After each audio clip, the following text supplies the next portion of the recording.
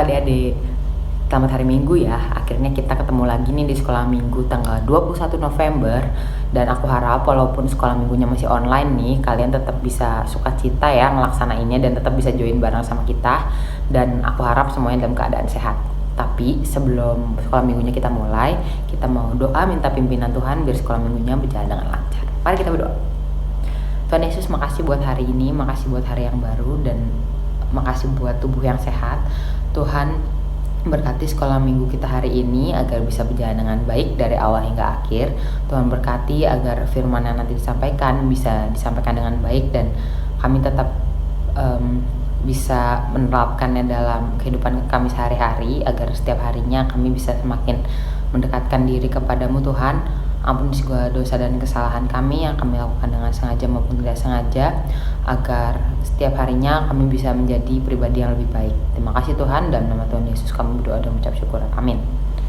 Nah, sebelumnya kita mau nyanyi dulu nih biar semangat ya.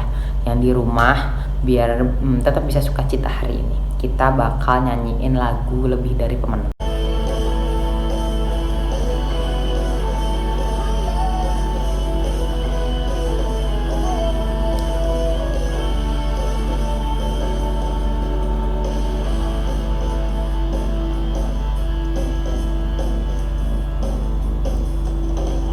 Lebih dari pemenang dalam segala perkara, iblis tak dikalahkan oleh kuasa darahnya. Bila Allah di pihak kita, siapa dapat melawan? Kita lebih dari pemenang, lebih dari pemenang dalam segala perkara. Iblis telah dikalahkan oleh kuasa darahnya. Bila Allah di pihak kita, siapa dapat melawan?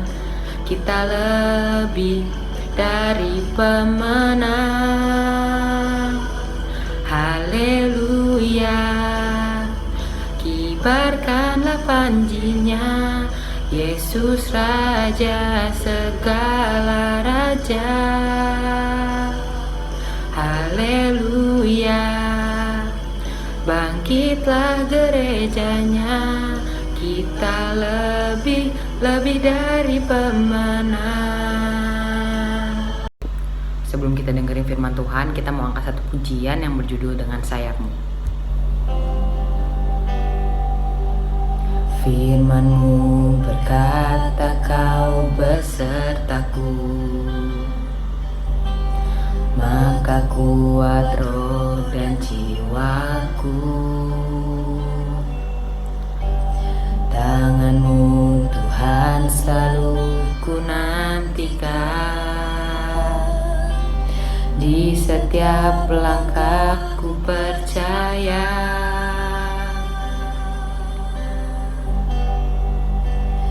Dengan sayap-Mu ku akan terbang tinggi, di tengah badai hidup ku tak menyerah. Kau kekuatan dan perlindungan bagiku, pertolonganku di tempat maha tinggi. Ku mengangkat tanganku, aku berserah. Kau ku nantikan, Kau yang ku sembah, Yesusku, Rajaku. Halo adik-adik, selamat datang dan selamat bertemu kembali. Kita anak-anak kelas Pratama dan Madya boleh berkumpul bersama-sama walaupun kita masih dalam keadaan online, belum bisa kebaktian tatap muka, belum kita secara fisik, tapi kita bersyukur bahwa hari ini kita diberi kesehatan, kekuatan, kita bisa tetap bersama-sama untuk boleh mendengar firman Tuhan. Adik-adik, hari ini kita belajar tentang siapa Yesus. Mengapa Yesus hadir? Baiklah, tapi sebelumnya kita akan berdoa dulu. Mari kita berdoa. Tuhan Bapa kami yang hidup, yang berada pada surga yang mulia, dan ucap syukur Tuhan untuk kasih karena Tuhan kami boleh hadir bersama-sama pada hari ini. Ucap syukur untuk kesehatan, kekuatan yang sudah Tuhan berikan. Saya percaya Tuhan, Allah mengasihi kami, Allah menolong kami. Kami secara khusus berdoa Tuhan untuk anak-anak kelas Pratama dan Madya, supaya Tuhan beri kesehatan, kekuatan, sehingga mereka boleh bersama-sama dengan kami untuk menikmati sukacita ini. Kami rindu Tuhan, Allah menjaga kami. Kami rindu Tuhan, Allah menilai hidup kami. Biarlah Tuhan, apa yang boleh kami dengarkan pada hari ini boleh menjadi berkat bagi kami. Dalam nama Tuhan Kristus, kami berdoa dan ucap syukur. Amin. Adik-adik, hari ini kita belajar tentang siapa Yesus. Diambil dari Yohanes 18 ayat 33 sampai 37. Kita tidak akan baca semua, saya akan cerita tentang ini. Nah, ceritanya saat ini Tuhan Yesus dibawa oleh imam-imam besar dan ahli Taurat di hadapan Pilatus, supaya Pilatus bisa menghukum Tuhan Yesus seberat-beratnya. Nah, ketika sudah di hadapan Pilatus bertanya, "Engkau inikah raja orang Yahudi?"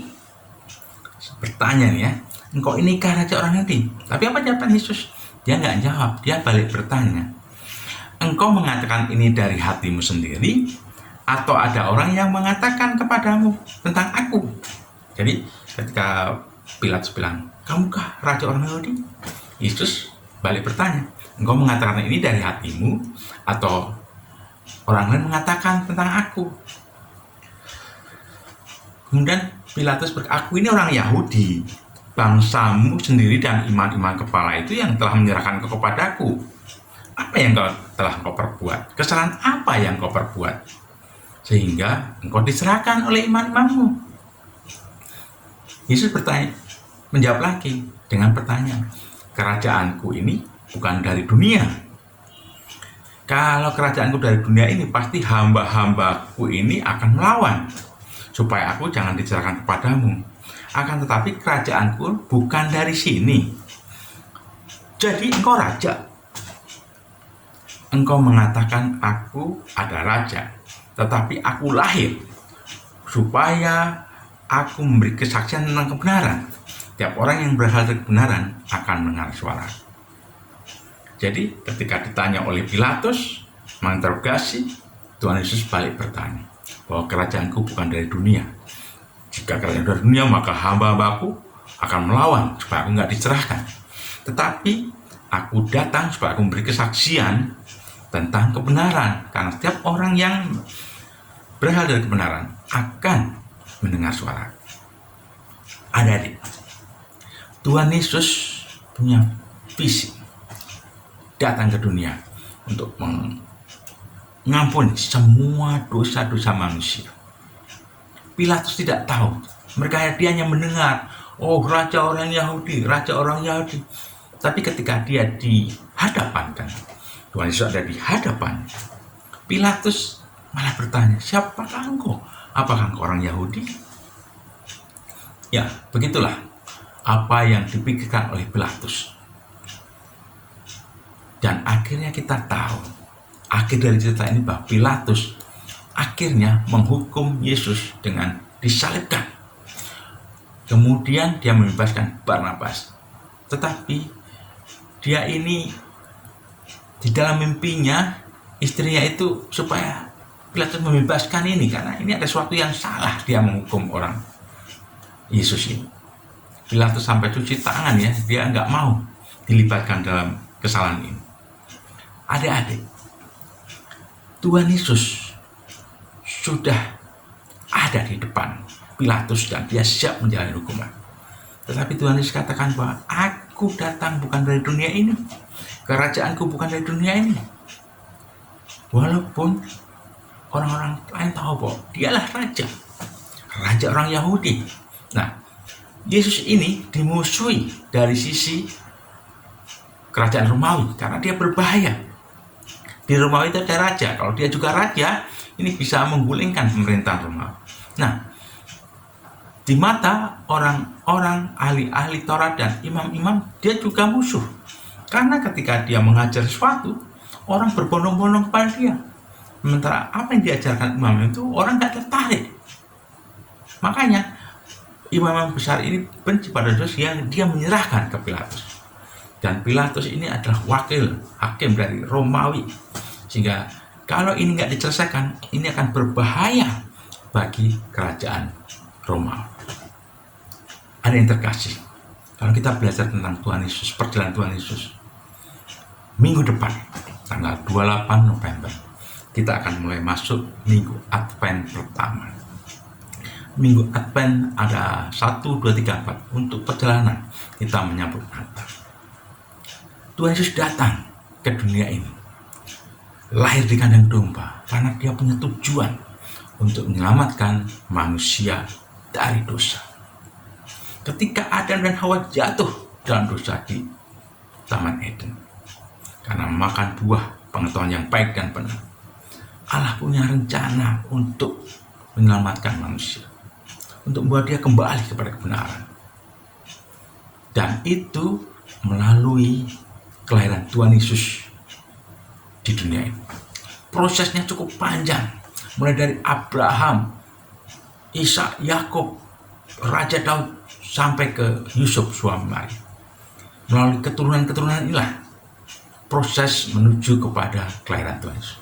Dan ketika Tuhan Yesus lahir pun masih ada tantangan, karena Raja Herodes waktu itu menyuruh orang-orang membunuh bayi-bayi. Dan ketika Tuhan dapat proses melalui pelayanannya, banyak orang yang mendengar tentang kebenaran, tentang keselamatan. Karena inilah tujuan Tuhan Yesus hadir. Tuhan Yesus ingin menyelamatkan orang-orang berdosa.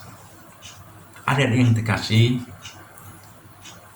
ketika kita akan menghadapi Natal, persiapan-persiapan itu kita perlu lakukan. Apa yang kita siapkan ketika kita menyambut kelahiran bayi Yesus? Apakah kita bergembira dengan baju-baju baru? Apa kita bergembira dengan puji-pujian? Apa kita ingin persiapkan segala sesuatu dengan tetap mengingat akan rencana Tuhan di dalam dunia ini? Karena begitu besar kasih Allah akan dunia ini, sehingga Ia mengaruniakan anak yang tunggal, supaya setiap orang yang percaya kepadanya tidak binasa, melainkan beroleh hidup yang kekal. Itulah tujuan Yesus datang. Makanya Dialah Raja yang sudah mau datang ke dunia. Di dalam kesederhanaannya, di dalam kesengsaraannya, Dia datang untuk menyelamatkan kita dari dosa. Dan yang terkasih, kita sangat dikasihi Tuhan, kita sangat dicintai, dan Tuhan sangat ingin kita berjalan dalam kebenaran. Karena setiap kebenaran itu datangnya dari Tuhan. Kita bersyukur adik-adik, Tuhan sudah hadir melalui malam Natal di Bethlehem untuk membawa kita kembali pada Allah. Biarlah apa yang sudah direncanakan Tuhan di dalam Allah untuk menyelamatkan hidup manusia, kita bisa datang kepadanya, kita menyembah Tuhan, karena Dialah Raja dari segala raja yang akan selalu menyertai langkah hidup kita. Adik-adik, kita percaya bahwa Tuhan akan mengangkat kita dari segala keterpurukan, dari segala sakit penyakit, dari segala orang raja, karena Dia Raja yang sanggup melindungi kita semua. Kita persiapkan hati kita semua untuk menyambut Advent 1, 2, 3, 4 sampai menyambut Natal.